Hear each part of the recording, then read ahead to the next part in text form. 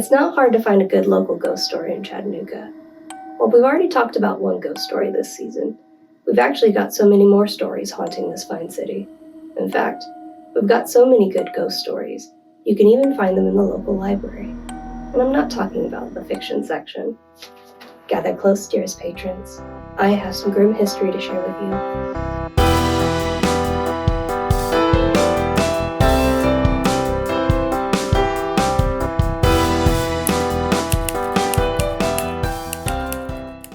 While there's long been stories from library staff of ghosts haunting the Chattanooga Public Library, it seems like 2012 was the year to actually try to find them. On June 29th of that year, the Times Free Press announced that the results of a ghost investigation from the downtown branch would be announced that night. According to the article, the Global Paranormal Society, joined by numerous library employees and 14 advisory board members, investigated the library on March 3rd. The search included making numerous video and audio recordings to seek out electronic voice phenomenon and other indications of paranormal activity. However, even though the article focuses just on the downtown branch, it turns out that this wasn't the only branch that the Global Paranormal Society investigated that year. After speaking with Nel and Carol, the current and former managers of the Northgate branch, I came to find out that there's actually more going on at the Northgate branch than meets the eye. Let's dig into the research. So, first things first, Carol, thank you again so much for sitting down with me to talk. I am more than happy to. So I know we've kind of talked a little bit before. You mentioned that you had a little bit of involvement with the some of the investigations that happened in 2012. Could you kind of talk about what you did back then in 2012 and how you were involved? Yes, I was the manager of the Northgate Library at that time, and I was asked if it would be okay for a couple to come out and investigate our hauntings at the Northgate Library. Mm-hmm. So for insurance purposes, I had to be there as a staff member and watch the investigation, and they actually let me get involved with it a little bit. So it was exciting to get to see how they work. Yeah. And also work with some of the instruments. Yeah. So what was the experience like? What did you actually get to work with and whatnot? Well, we did some, what they call the EVP sessions. Mm-hmm. Electric voice. The electric voice phenomenon. And then we had cameras set up in different places. And we just basically walked through the building and see what could happen. Yeah. So did anything kind of like unexpected or interesting happen during that investigation? Well, they said they caught some voice phenomenon on tapes. And then there were a few shadow movements. It was a little bit harder that night because with all the windows in Northgate, there was a lot of traffic and light was bouncing off different things. But I think the voice phenomenon was an interesting capture. Mm-hmm. I was going to say, outside of this investigation, have you personally experienced anything odd that happened at Northgate or even here at the downtown branch? I do have to say Northgate is a very unusual place. Mm-hmm. You kind of laugh it off until you're in there on a day by yourself. Mm-hmm. I remember one day very distinctly where I was working during a holiday and it was closed. I go in to empty the book drops. I'm processing the books and I can hear footsteps over me. It's so normal, I don't even think about it. Mm-hmm. You can sometimes hear books drop off the shelves. And then if you're shelving, sometimes you get a shadow play, like a child is playing hide and seek with you and they're running through the shelves. I've had that happen to me on several occasions when I'm there. Mm-hmm. So it is a very unusual branch to be working in on a day when it's closed or at night. Mm-hmm. And while I've been researching the hauntings that have happened both here and at Northgate as well, I came across an article that was kind of talking about how there's been a lot of hauntings that happen in the shopping center that's right behind the library. There's apparently a bunch of children ghosts that allegedly haunt the shopping center back there because there used to be a I think of Old Farm and whatnot back there. So do you think maybe it's the same ghost that's haunting that shopping center back there that might be playing some tricks at the Northgate branch too? I do. I think there probably is a connection. There was one time, it was really distinct, that a child shadow went running across the room at Northgate as we were leaving one night. And the surprising thing is when more than one staff member sees it. Mm-hmm. You know, you can chalk it off to your imagination. But then as another staff member says, I think we left a kid inside. And you have to go back in and you look everywhere and there's nobody there. Mm-hmm. And you see the kid's shadow or the small shadows running and darting through the stacks when you're working there. And I do think there probably is at least one. Mm-hmm. And I've understood that Chuck E. Cheese, which is right across the parking lot, has reported the same kind of shadow play. Mm-hmm. What does it say? Any final remarks at all? All I can say is that Northgate, I would love to go back there one night when they're closed and just go through it again, just to see if I can still experience the same things I did when I worked there for close to 6 years. From previous conversations that we've had, Nell, you've told me that you have kind of experienced some stuff in your long career at the library. Could you tell me a bit more about those experiences you've had? Sure. I was downtown for about 20 years or so.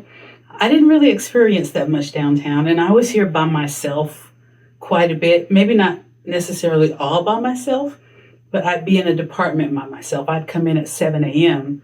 to work, even when I was in the basement, and then I was an admin for 4 years, and I'd be the first one in this area. So I didn't experience much.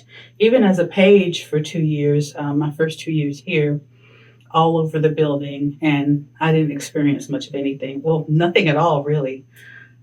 But when I got to Northgate, I'm there now, there are just moments when you hear something that sounds like there's someone there with you, and it's impossible because no one's there.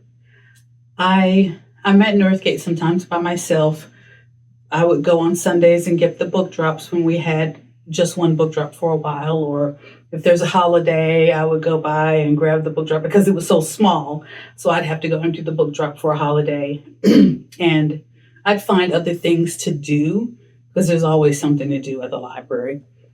And there would be times when I'd be in there working, just doing my thing, and I would hear someone or something push a book in as if they're straightening the shelves. There's a sound of books and pages, or anyone who's worked for a library for a long time, they know the sound of when someone's pushing a shelf in to straighten it out. So I heard the sound of the books being pushed in, and then like the little bookend being put back in place. And I've been like, I'm the only one here, so why did I hear that? Or there's a second level to Northgate. It's not open to the public, but there are certain areas where you walk in on the upper level to get to the heating and air unit, but there's also areas where it's not a solid floor. There's maybe like some pallets for people to walk on if they're doing some kind of maintenance work. So there'd be no reason why I would hear solid sounding footsteps in certain areas of the upper deck, but I would. And so then I'd look up like, where did that come from?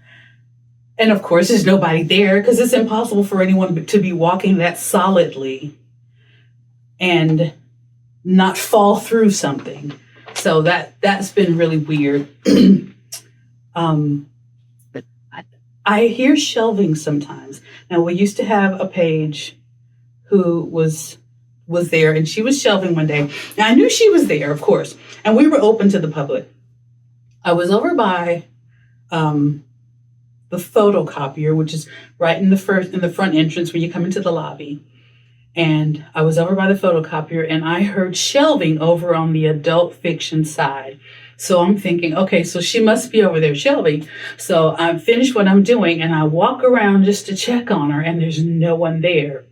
But I heard the shelving until I came around the corner. And so I look, and then I turn and look on the other side. She's all the way on the other side of the building, and there's no way she could have gotten there by the time I got around the corner to look for her. So I'm like, what is that? And I think one thing that really got me is having a 4-day weekend. Like lately we've had with the winter holidays and things, the library will close whenever the city does. So we've had some 4-day holidays. And I'll go in and check on the book drops, maybe on day 3 of a 4-day holiday. And I just can't reconcile in my mind or understand why on day 3 of a 4-day holiday, when I'm there, a book will go falling off the shelf and hit the floor when I'm walking through the public area, and it's kind of in my periphery over on the adult fiction side. Like I'm walking through, checking on something, all of a sudden, plop! And then I think, why did you happen right now? You had 2.5 days. You could have done this before I got here. You could have waited until after I left to do this. Why did it fall now? So I don't know what it is. And I don't know if it's anything at all, if it's my imagination. I don't know. I just know I hear things, and sometimes I see books fall off the shelf. Or I had a coworker say she checked the whole floor to make sure everyone was gone. And this has been recently. Checked the whole building to make sure everyone was gone before we closed. Checked to make sure all the books were picked up and everything was put away. Then locked the doors, and she came in the next morning and there were books on the floor on the kids' side. And why? That's the question. Why is that happening? So what I tend to do when I'm there is I get to work and I'll start to do something, especially when I'm by myself. And not necessarily like on a regular morning. If I'm by myself and I know I'm going to be there for a few hours because I'm covering some holiday stuff, I'll go in, and as soon as I start hearing something, I say, hey, I am not here to mess with you. I'm here to work just like you are. And then I put my music on and then I just get to work. So I've never seen anything. I just hear things. So, yeah. And I've never been the type of person to say something doesn't exist. And here's why. I'm going to tell you why. When I was a child and we'd go to my family reunion way out on my great-grandfather's property, and then after the reunion, the family would get together at a great aunt's house, and everybody would sit around and they would talk about some of the creepy things that would happen on my great-grandfather's property way out in the country in Noonan, Georgia. Huge piece of property covered by a creek.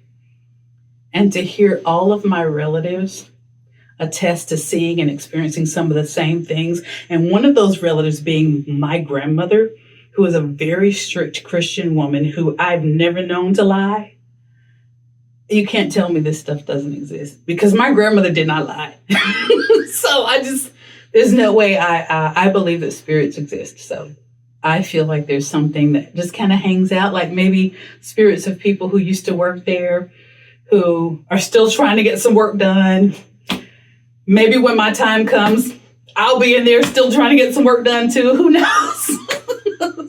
Yeah, it's interesting. It's very interesting, I think.